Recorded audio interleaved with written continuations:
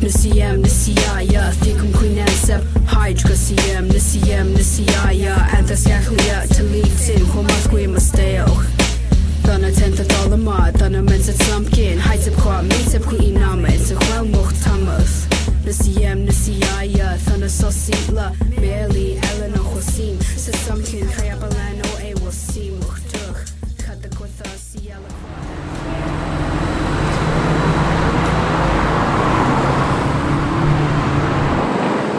I'm Jonathan Waldy, and today I want to talk to you about my inquiry project that I've been working on, which is place-based education. And one of the big questions that came up for me while doing this project was, can we and should we do place-based education in an urban setting?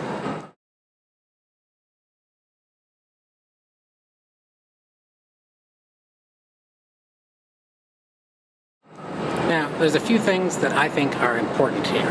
The first is the difference between thinking in wild versus built environments versus human and natural environments. In the latter, humans are separated away from nature as if we aren't a part of it, but of course we are, and everything that we do and build is also a part of the natural world. At the beginning of PDP, David Chang, one of the PDP instructors, introduced us to the concept of the built versus the wild, as opposed to thinking in those terms of human or natural. And this was a pretty new way to conceive of environments for me, and it's one that I've kind of been exploring a lot, especially in this place-based education inquiry project. So in this distinction, instead of thinking of the human world and the natural world, we think in terms of how the space has been constructed, or whether it's been constructed at all. So in the built world, humans build that world for their use.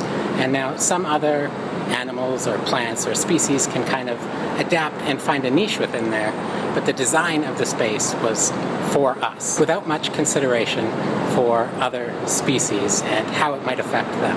Whereas wild spaces, on the other hand, are not built or meant for any one particular species. There's a sort of balance in these kinds of spaces where everybody finds their niche. Now, it's important to note that this isn't a dichotomy per se. There's kind of a spectrum between the built and the wild world. So if you think of something like Stanley Park, well, there's a lot of greenery, a lot of plants, a lot of animals, a lot of other species. For the most part, that space has been designed for use by humans, where we allow some species in.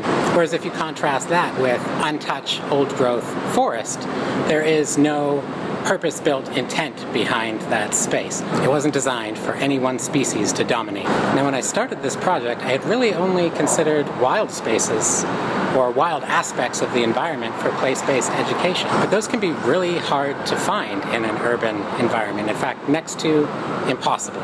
Even if you think of trees that are planted or gardens, those are fairly curated spaces, and we control who is and who is not allowed in those spaces. However, after developing my philosophy of place-based education, I've come to see that was really too narrow a view. I think it's very important for us to engage urban environments in place-based education, especially if where we're teaching is in an urban setting. The reason I think it's important to engage urban spaces is because the point of place-based education for me is to connect to our communities.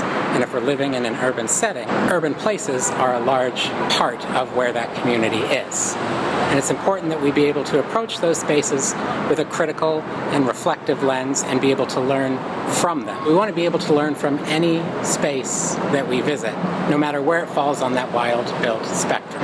So absolutely, we want to visit more wild spaces. But we also want our students to be able to connect with all the spaces that they may visit, whether that's parks, downtown cores, suburban neighborhoods, rural areas, or completely wild spaces. So today, I want to give you 2 ways to engage urban spaces through the lens of place-based education.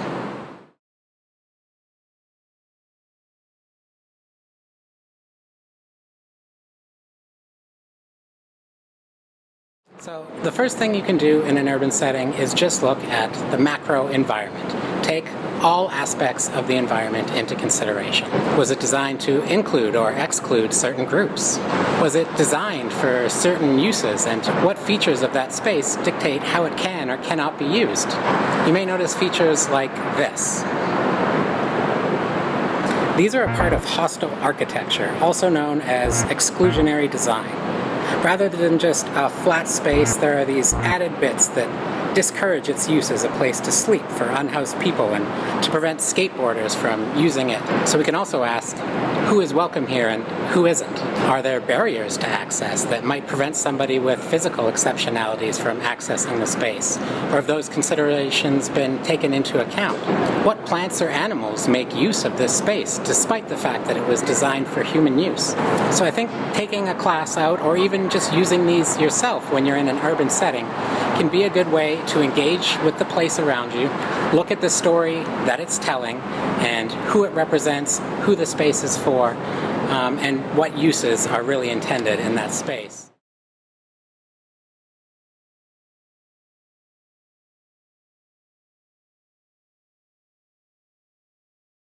The second way to engage an urban setting using place-based education is to look at a microenvironment. The macroenvironment would be the whole environment overall, but that microenvironment is a small space within that larger macroenvironment that differs significantly from the rest of the space around it. This might be a tree planted along the sidewalk, or even just a small plant that's growing out from the cracks. Now, once you've found a microenvironment, you might ask some questions like, how is this spot different from the macro environment? Maybe there are small amounts of soil at the base and other life forms in the soil or on the bark or in the trees, in the branches. And if we're looking there in that soil or in the branches of the tree, you can notice that just 1 foot away, that habitat does not exist. That way of life wouldn't be possible.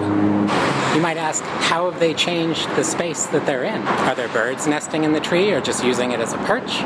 What happens if you dig a little bit into the soil? We can ask how this microenvironment relates to the macro environment. What are the interactions and influences between the two? If a tree has grown quite large, perhaps its roots have started to lift up the sidewalk. We could ask, do those in the macro environment, namely humans, welcome those from the micro environment? We might ask, could this plant survive on its own, or does it need help from us because there isn't enough diversity in the environment, there isn't enough water or nutrients or other life to give the plant what it needs? So those are just 2 brief ways that you could interact with an urban environment using place-based education. So I want you to take a moment right now, just a second, put the video on pause, and think, what could urban environments teach us? What stories do they tell? And how can we use that in place-based education?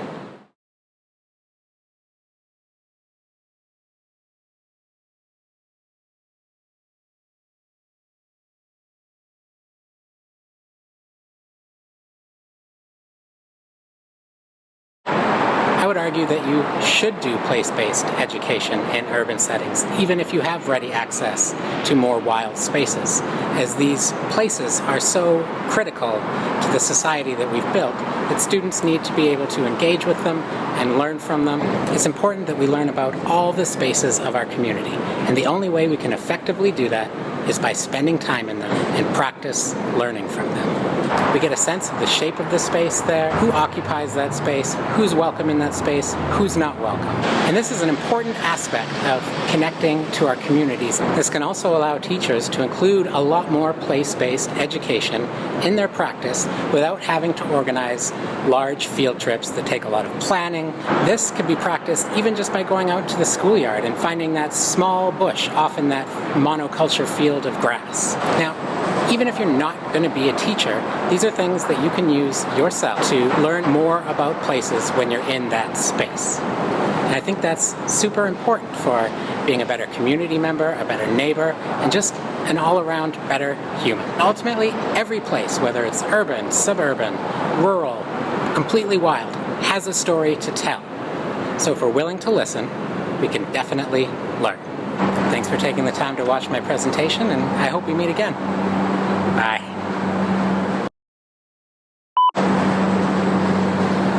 And this is so today I want to give you 2